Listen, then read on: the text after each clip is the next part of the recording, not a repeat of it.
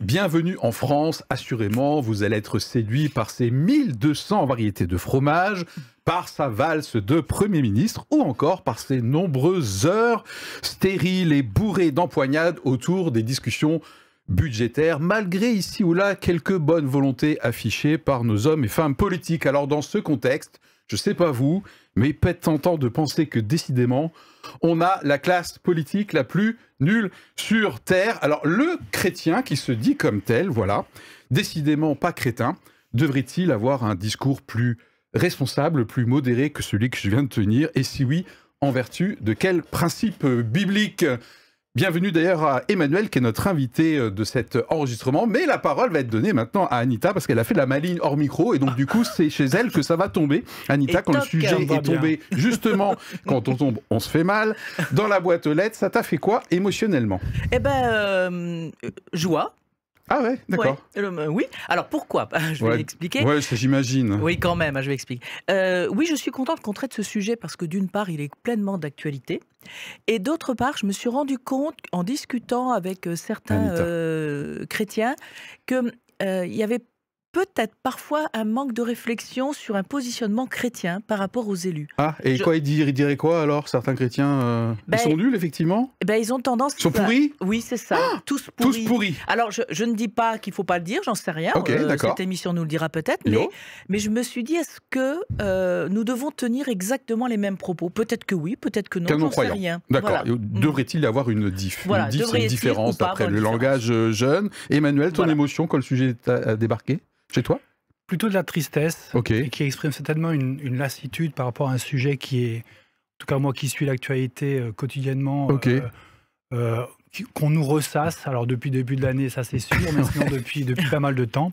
Maintenant, je me suis assez vite ressaisi de cette lassitude. Wow, quel bel effort que je rejoins Anita, et je me suis dit, tiens, le sujet est tellement sérieux qu'il mérite qu'on le traite, si possible, sur le fond. Ouais. Ah ouais, d'accord. Bon, moi, c'est quand même Alors, j'avais un début de colère, mais c'est quand même la tristesse. Un degré plutôt élevé, genre accablé / désespéré. Et du coup, je te rejoins peut-être, même si je suis allé au-delà de la lassitude, c'est que je suis désespéré, je l'avoue, en tant que Français, par notre incapacité collective. J'ai bien dit collective. Donc je suis déjà en train de prendre des distances par rapport à l'affirmation éventuelle, comme quoi c'est eux qui sont tous nuls, d'accord? Notre incapacité collective à réduire nos déficits publics. Voilà, donc s'il y a des nuls, eh bien je pense qu'ils ne sont pas les seuls au niveau de la classe politique. Voilà, en tout cas, c'est ce que je vais essayer de défendre lors de cet enregistrement. Voilà, et bien tout de suite, les infos. Alors, je rappelle la petite règle du jeu, pour ceux qui sont un peu indisciplinés dans notre audience, voilà, ou voir chez nos invités, il n'y en a pas.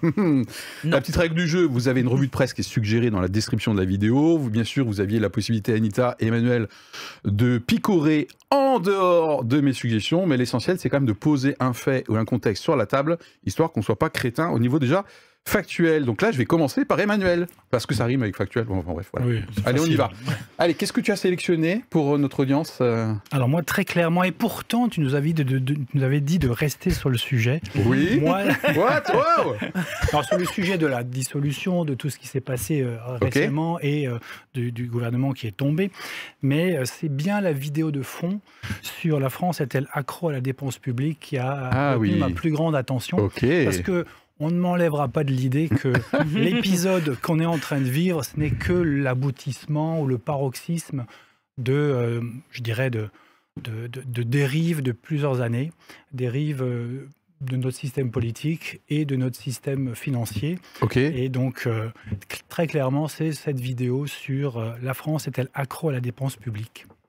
Vidéo qui est sur le site internet acteurpublic.fr. Je me permets, puisque j'ai choisi la même source, mais je vais te dire pourquoi dans un instant. Anita, qu'est-ce que tu poses sur la table? Alors, aujourd'hui, en plus, je suis sage, c'est-à-dire que j'ai choisi qu'un seul... Tu es sage, tout va bien? Seul article, oui, tout va bien pour l'instant. Alors, moi, je pars sur la note du Commissariat général à la stratégie et à la prospective. Ça peut paraître savant, mais en réalité, il s'agit d'une note qui s'appelle « Quel modèle social ?», en parlant du modèle social français, qui date de septembre 2013, mais qui est toujours valable. Pourquoi? Parce qu'en fait, on y trouve, et on n'a pas besoin de tout lire, on peut juste lire l'introduction et les grands titres, ça suffit, mais on y trouve en fait les 3 origines du financement, je dirais, public, de ce qui fait notre protection sociale. Donc notre modèle social à la française. D'accord. Et je trouve intéressant de se dire, bah tiens, on arrive à situer les taxes sur le travail, enfin les cotisations sur le travail gérées par les syndicats. On arrive à situer également les impôts et les taxes qui sont gérés par l'État et les collectivités territoriales. Et on arrive aussi à resituer nos 2 grands services gratuits et universels qui sont la santé et l'éducation, et gérés et organisés par l'État. Okay. Et je pense que si on arrive à considérer notre point de départ dans notre République, ce qui est important, on arrive à mieux analyser, me semble-t-il, les prises de position des différents partis. Et du coup, les difficultés à réduire la dépense publique, parce que effectivement, nous avons un modèle un peu particulier qui semble assez gourmand en termes de finances. Donc, quand même, soyons un peu conséquents. Voilà. Ok, donc t'es sage, je note. Oui, aujourd'hui, ce n'est qu'une seule chose. D'accord, ok. Eh bien, je retiens, comme toi, Emmanuel, sur le site internet acteurpublic.fr, une vidéo qui a priori n'a pas l'air hyper sexy, ok, mais le titre, je trouve laid. Ah oui. Voilà. La France est-elle accro à la dépense publique? Donc ça m'a bien chauffé. C'est une émission du 4 novembre et à un moment donné, ça démarre par l'interview d'une certaine Lisa Thomas Darbois, qui est donc qui fait partie d'un think tank, donc un cercle de réflexion plutôt libéral, quand même, pour être honnête avec vous, qui s'appelle Institut Montaigne. Et elle répond à la première question de la journaliste. La France est-elle accro? Et donc, ce qui m'a semblé important dans cette vidéo, c'est qu'elle parle d'un tendanciel, je cite, de dépenses à peu près plus 30 milliards par an, de 2010 à 2019, hors crise, donc Covid, bien sûr. Et je cite cette Lisa Thomas Darbois, et c'est pour ça que j'ai retenu ce fait, la France résout déjà aujourd'hui la plupart de ses problèmes par la dépense publique. Voilà, tout de suite les questions. Alors, comme ces derniers temps, puisque je suis un peu feignant, peut-être, c'est la fin de l'année, c'est pas 3 questions préparées, c'est 2 questions préparées. Donc, restez avec nous. La première question qu'on va se poser, effectivement, dans ces discussions budgétaires aujourd'hui et cette valse de Premier ministre, etc., qu'est-ce qu'il y a de nul, effectivement, dans raison de le critiquer et de dire « ouais, mais c'est nul, ils sont nuls », voilà. Et dans quoi, peut-être, nous sommes co-responsables, comme nous laissons déjà entendre, comme quoi l'analyse devrait être un petit peu plus fine et qu'on devrait se regarder dans le miroir. Et la deuxième question qu'on va se poser tout de suite dans la foulée, c'est en tant que croyant, est-ce qu'on aurait des réflexes clés pour tenir, effectivement, Anita, tu l'as dit, un discours peut-être différent? Peut-être, oui, que si on n'était pas croyant, voilà, y aurait-il des réflexes bibliques pour avoir un bon témoignage, comme on dit dans nos milieux? Voilà, c'est parti. Moi, pareil, je me suis fait un tableau, c'est nul, et je suis co-responsable.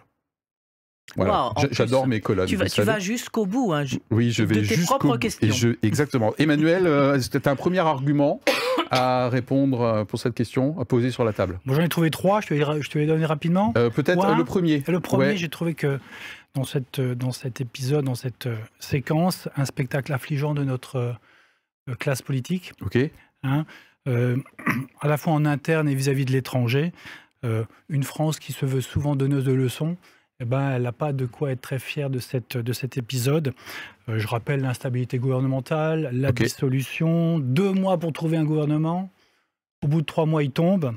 Donc effectivement, un spectacle de nos politiques qui est un petit peu décevant. Donc là, tu serais d'accord avec l'accroche de notre émission? Absolument. Tous nuls, entre guillemets, sur cet aspect, le côté affligeant. Et tu trouves ce qui est affligeant, c'est le côté peut-être décalage entre le côté donneur de leçons et notre réalité? Absolument. Ouais, c'est ça. Ok. Heureusement qu'on a eu les JO et Notre-Dame vis-à-vis de l'international. C'est chouette, Notre-Dame. Yeah. Ok, j'ai bien noté que tu avais 3 arguments. Et pour l'instant, j'ai bien noté que tu n'en as mis qu'un sur la table. Anita? Alors, plusieurs choses aussi à dire. Premièrement, nul. Pourquoi? Parce que, en réalité, par rapport au budget, il y avait des solutions de compromis qui avaient été trouvées. Il y avait d'une part, une partie de texte avait été votée par le Sénat et le texte lui-même avait évolué. Et d'autre part, nous avions une commission mixte qui s'était mis d'accord. Alors rappelons la composition d'une commission mixte, c'est-à-dire qu'il y a 7 députés, 7 sénateurs, voilà, de différents partis. Et ils avaient trouvé un accord sur un certain texte. Donc, je me dis que de demander, j'allais dire, enfin de tout faire pour que ce budget ne soit pas voté après, c'est quoi? Ça veut dire, les copains, vous avez bien travaillé, vous avez trouvé des solutions, mais on s'en fiche complètement. Oh mince! Donc, perte de temps, perte d'énergie, et qui vient peut-être démontrer la difficulté à savoir être trouver des conciliations aussi. Ah ouais. Alors que là, ils avaient trouvé une manière, même si c'était pas certainement, ça ne correspondait certainement pas au budget pas parfait, exactement ni des uns ni des autres, mais il y avait un compromis trouvé. Ouais, du coup, ça, je rebondis là-dessus parce que je l'ai noté. Premier argument, effectivement, il y a une tendance un peu à une critique mutuelle, souvent absolue, quoi. C'est-à-dire, ouais, tout de suite, on pousse des cris, ça va pas, c'est pas possible. Donc, il y a un côté, je trouve, 0 ou 1. Absolu qui m'a un peu embêté puisque j'ai la parole et j'ai le micro, du coup je le garde. Il faudra patienter un petit peu. Là, ça c'est mon privilège. Hein. Voilà. Là où on est nul, je trouve, c'est notre problème de mesure et de l'efficacité de la dépense publique par rapport à nos voisins européens. Ça, tous les observateurs disent que même les politiques ont du mal à avoir des chiffres pour savoir si on est bon, on n'est pas suffisamment efficient. Voilà, c'était mon deuxième truc où effectivement je trouve qu'on est nul, et pour le coup, je ne suis pas responsable de ça. J'ai ma colonne où je suis responsable, mais pas pour l'instant. Emmanuel, deuxième argument. On a quand même un peu l'impression d'une sorte d'irresponsabilité de nos responsables politiques. D'accord. Et qu'au-delà de l'Assemblée nationale, effectivement, qui n'a pas de majorité depuis les dernières élections, on peut quand même s'interroger sur la motivation de tout ce petit monde. Et on ne m'enlèvera pas de l'idée que, eh bien, il y a quand même toute une dimension de querelle d'ego et de jeu de pouvoir, de positionnement en vue de la prochaine élection qui fait que, eh bien, on n'arrive pas à trouver des solutions. Okay. Où est l'intérêt de la France et des Français dans la séquence qu'on vient de vivre? Je note la double punchline. Il dit ça avec un air tout à fait innocent, mais c'est grinçant. Hein. Je suis à bonne école. Querelle d'ego et jeu de pouvoir, je te cite. Et de positionnement. Et de positionnement en vue de... Normalement 2027, mais on ne sait plus. Voilà, effectivement. Si tu es d'accord, j'enchaîne parce que j'avais une petite idée qui est un peu sur la même longueur d'onde. Je suis d'accord. Tu es d'accord, merci. Tu as vu qu'aujourd'hui, je suis très obéissante. Je me fais valider qu'un état de fait, mais bon, allez, on y va. Anita. On sent, c'est nul parce qu'en fait, il y a une approche idéologique et que c'est pas tant la question du budget qui était mis dehors, c'est simplement parce qu'on veut abattre un gouvernement et on veut abattre un président de la République. Ok, ouais, donc des jeux politiciens, on dirait. Il y a un jeu vraiment de politiciens qui prend le dessus. Qui prend le dessus. Voilà. De l'intérêt général, peut-être. Tu l'as pas dit comme tel, mais c'est l'idée. Mais c'est l'idée, Emmanuel. Hein. Okay. Et là, ça c'est nul. Ça c'est nul. Ça c'est nul. Autre chose que je me suis dit, effectivement, c'est nul. À chaque fois, c'est il faut dire la vérité aux Français. Hein, courage, hein, il faut dire la vérité aux Français. Et en fait, après, on recule. Alors, on verra que ça fait le lien avec une part de responsabilité que nous avons, nous, à mon avis, en tant que Français. C'est quand nos hommes politiques font preuve de courage et qui veulent nous dire des choses un peu désagréables, eh bien, en fait, moi, je descends dans la rue. Bon, ça, on y arrive dans un instant. Hein. Voilà, ça, je trouve qu'il y a vraiment un décalage entre, ça y est, maintenant, on va dire la vérité aux Français, notre pays est comme ci et comme ça, et en fait, il y a tout le temps des reculs derrière. Est-ce qu'on a terminé sur le côté nul avant qu'on attaque le côté responsable? Dernier argument rapide, c'est vrai, je voulais rebondir sur l'inconséquence des politiques et sur le côté Emmanuel. Intérêt général. Oui. C'est une séquence qui clôt, selon ma lecture, une année quand même difficile et qui génère de l'inquiétude pour chacun d'entre nous. Okay. Et quand on sait, alors moi je suis un acteur économique et je sais, on sait tous l'importance de la confiance pour bâtir l'avenir, quand on entend et tous les acteurs économiques sont aujourd'hui dans l'expectative. Les entreprises, on parle de faillite, de licenciement, de projets repoussés. Les collectivités locales les mettent dans une de tes ressources proposées. Il y avait l'inquiétude des maires. Tout à fait. Et je finis un peu, chacun d'entre nous, on ne sait pas les retraités, comment ils seront traités. Nous, le barème de l'IRPP pour l'année prochaine. Les aides impôts sur le revenu des personnes physiques. On sent un spécialiste des chiffres. IRPP, celle-là, il fallait la placer. Bref, ce qu'il faut retenir, c'est que on est déjà dans un moment suffisamment difficile pour mettre à mal la confiance comme ça. Je trouve ça que c'est franchement nul. Ça mérite d'être clair. Peut-être dans la suite, en fait, on perd la notion de pilotage budgétaire. Le fait de refuser de voter, y a-t-il un pilote? En tout cas, le fait de ne pas voter un budget fait qu'il n'y a pas de pilotage et qu'il y a certaines dépenses ou augmentations qui vont suivre leur propre cours. Voilà, augmentation des retraites, c'est très bien, toutes les personnes retraitées vont en avoir, c'est parfait, mais c'était peut-être pas ce qu'on voulait exactement au départ. Ça fera pas d'économie. Bon, mais j'en sais rien. Mais je veux dire, en fait, on perd du pilotage et soyons logiques. Il va quand même falloir voter quelque chose, une loi d'urgence. Donc de toute façon, il va falloir revenir à l'attaque et refaire un texte et revoter. Voilà. Donc tout ça, c'est quand même de l'énergie et du temps perdu. D'accord. Dernier point que je me suis noté, moi, mon niveau comme quoi c'est nul, c'est le côté un peu blabla, et je trouve qu'on est un peu champion. Alors je prends un exemple très précis. Lorsqu'un Premier ministre arrive, un gouvernement arrive, ils font ce qu'on appelle une revue de dépenses. Okay, c'est-à-dire ils disent, bon, on va un peu faire l'inventaire hein, de tout ce qu'il faut qu'on améliore au niveau de la dépense.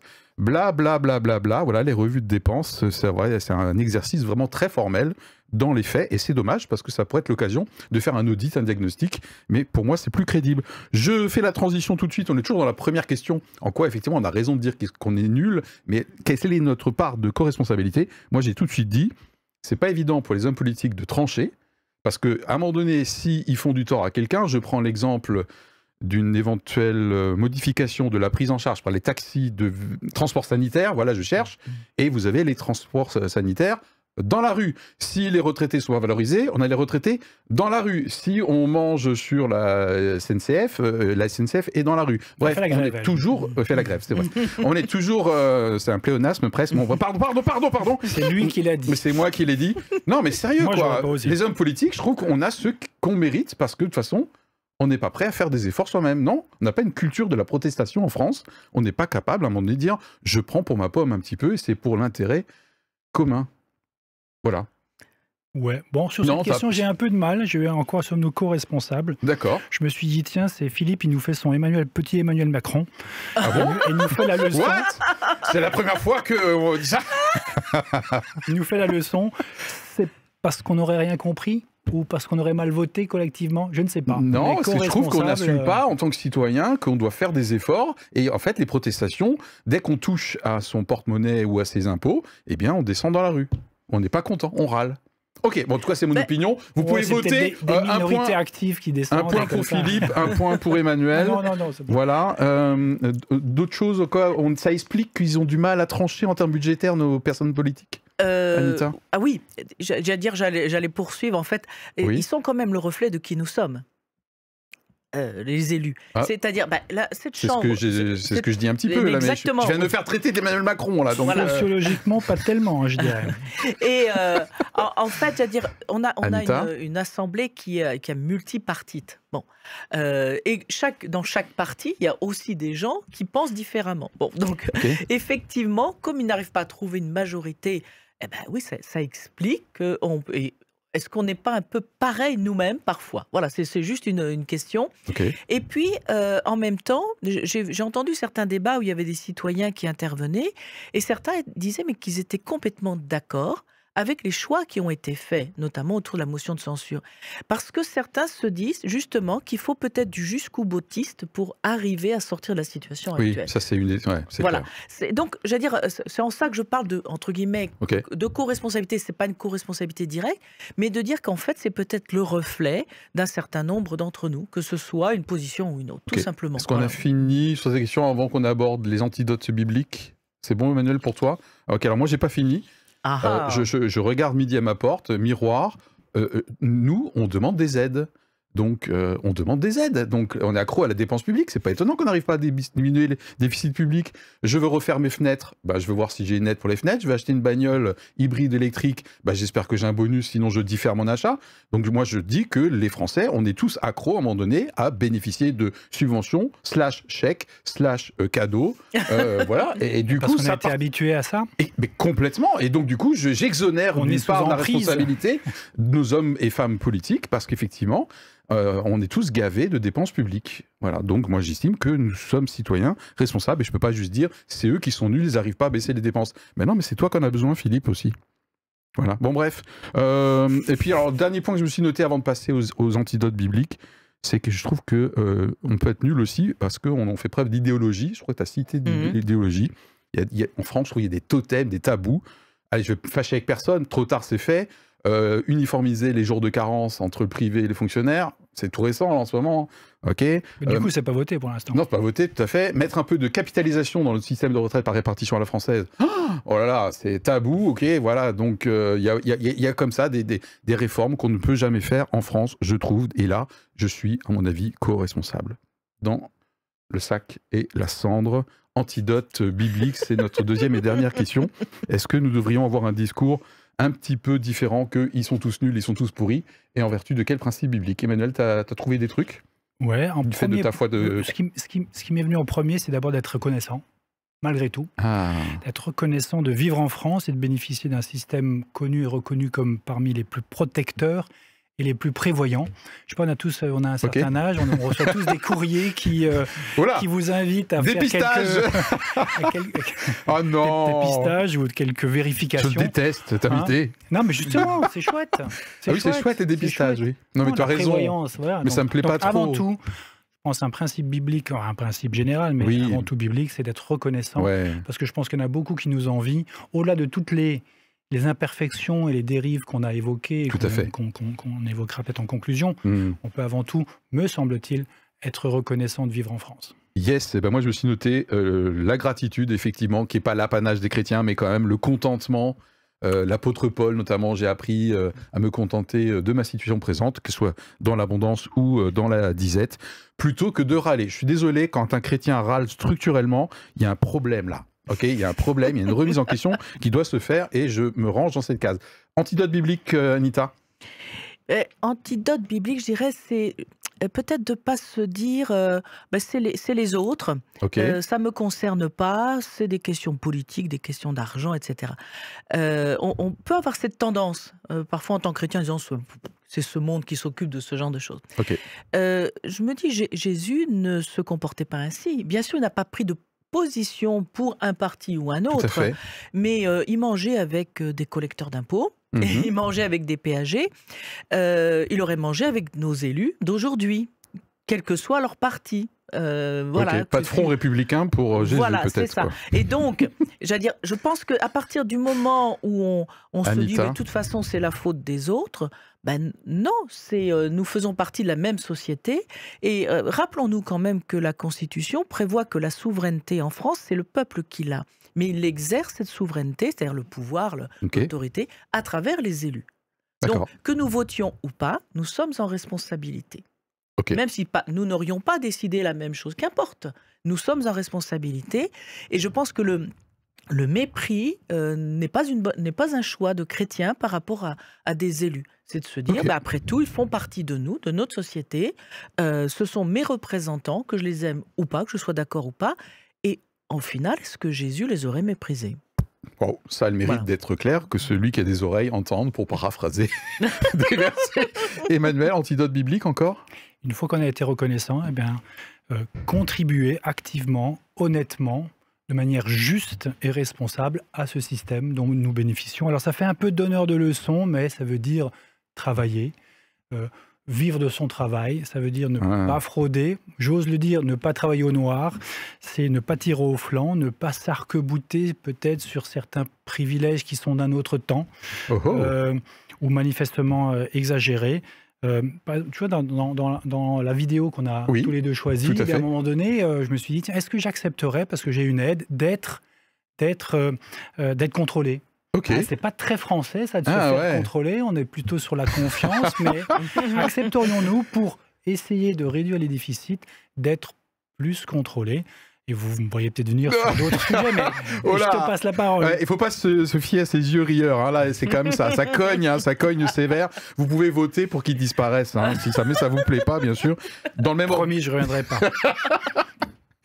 Dans le même ordre d'idée, Emmanuel, moi je me disais qu'effectivement, en tant que chrétien, on est invité à être responsable et à viser une certaine autonomie économique. Absolument. Voilà. Ou en tout cas, si une partie de mon modèle économique dépend de subventions, ça a été mon cas. Mes premières années de libéral, j'ai fait beaucoup de bilans de compétences rémunérés par les fonds de ex-ANPE, donc France Travail aujourd'hui, et j'étais tout à fait conscient qu'une partie de mon modèle économique reposait sur une source de financement externe, voilà. Mais donc on est invité quand même à être responsable et à travailler pour obtenir son propre pain, même si dans la Bible il y a aussi bien sûr le fait de se soutenir dans des périodes difficiles, la veuve et l'orphelin. Oui, même si le système il est parfait, lorsqu'on a un coup dur dans la vie, il est là pour t'aider à rebondir, mais pas à en vivre. C'est bourré de punchline. Il faudra repasser ça en vitesse. Là, vous allez les collectionner. Je me suis noté également, principe pas spécifiquement chrétien, mais d'intérêt général. 1 Corinthiens 10. Ne penser pas seulement à ses propres intérêts, mais aussi aux intérêts des autres. Voilà. D'autres choses dans Antidote, pour ne pas dire qu'ils sont tous nuls, en tant que croyant, Anita? Je sens que tu as encore un argument. Oui, j'en ai au moins 2 ou 3 encore. C'est un des sujets que je ramène assez souvent, c'est dire, mais comment nous dialoguons avec les élus? aller voter, oui ou ne pas aller voter, hein, chacun fait son choix, mais quelle proposition, quelle force en tant que chrétien nous constituons? Je ne parle pas de constituer une église, une association qui irait voir les élus, mais individuellement, on peut parler à des élus, on peut assister. On a tous des élus en fonction de l'endroit où l'on habite. Okay. Donc on peut aller les voir, on peut les rencontrer, on peut aller sur leur site, on peut leur faire part de notre point de vue. Et souvent les élus sont très friands de savoir ce que pensent les gens. C'est vrai que moi je fais ça jamais, moi. Voilà. Après, il y a parfois des démarches participatives qui sont proposées. Tout à fait. J'ai encore eu un courrier récemment dans la boîte aux lettres m'invitant à participer dans mon quartier. Nous pouvons donc contribuer à ces démarches participatives. Ça nécessite aussi de réfléchir, est-ce que nous avons des propositions différentes à faire? Plutôt que de critiquer. Voilà. Et ne pas, comment dire, on parlait de ce qui est dans la Bible, mais dans la Bible, il y avait également, par exemple, l'aide aux veuves qui était prévue, sous conditions de ressources, de situation familiale, etc. C'est-à-dire qu'on n'a pas à craindre de pouvoir parfois mettre des limites, des critères et des repères. Voilà, ça fait partie aussi des choses normales. On approche de la fin ? Ouais, tu confirmes qu'on approche de la fin ou tu as encore... Rapidement, quelque chose d'éminemment chrétien, puis nous qui croyons, c'est bien sûr de prier pour nos autorités, pour les gens élevés en dignité. Un petit coup de pub, le CPDH, une association que je soutiens, publie et édite un calendrier de prière pour les autorités. Tout à fait, chaque jour. Chaque jour, voilà. Et, absolument. Le ministère du budget, qui dépend du Premier ministre, je crois, c'était le 4. Oui, on retrouve le rapport aux autorités dans Romains 13 également, tout à fait. Prier pour les autorités. Ça, c'est un état d'esprit biblique. Je me suis noté également, attention au jugement, la paille et la poutre. Hein. Quand on dit tout de suite tous nuls, attention à cette anecdote sur la paille et sur la poutre. Toi qui vois la paille chez l'autre, tu ne vois pas la poutre qui est dans ton œil. Si vous trouvez ça dans Luc 6, pour ceux qui... Yes. Et je dirais, ne portons ni la haine ni le mépris. Je veux dire, si on relaie des discours qui parlent, en fait, qui attisent la haine, est-ce que nous sommes bien à notre place ou avons-nous la bonne parole en tant que chrétiens? Je ne dis pas qu'on peut ne pas être d'accord, qu'on peut pas être critique, mais le jugement des personnes et surtout le mépris ou la haine. Je pense qu'il faut qu'on soit vigilant là-dessus et qu'on tente plutôt à aller vers des échanges, des débats contradictoires, mais qui soient, je veux dire, qui ne s'en prennent pas aux gens et aux personnes elles-mêmes. Ok, avec quoi on repart tout de suite? Jingle.